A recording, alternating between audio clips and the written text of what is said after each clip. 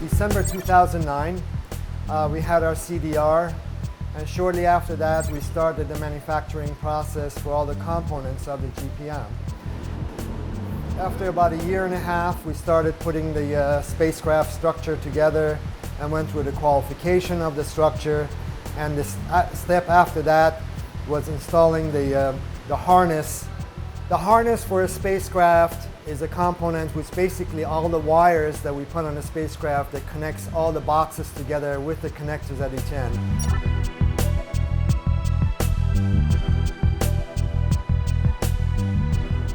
We started the integration of the observatory with the delivery of the two instruments, the GPM microwave imager and the dual frequency precipitation radar, in early 2012. These were then integrated onto the spacecraft, and we checked everything out to make sure everything worked, culminating with a comprehensive performance test in October of 2012.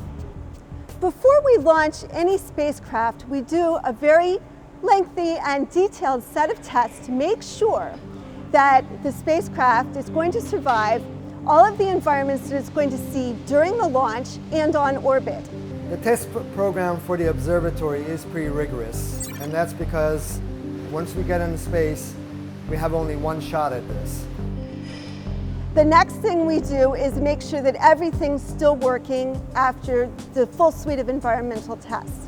So we do deployments of the solar arrays and the GMI and the high gain to make sure those still work just the same way they did before we went into environments.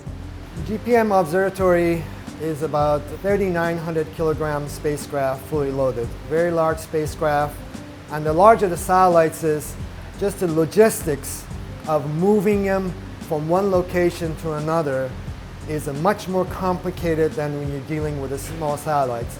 That's why spacecrafts or observatories like GPM Core Observatory takes longer for us to complete the manufacturing and testing and all the environmental testing that we need to at the end.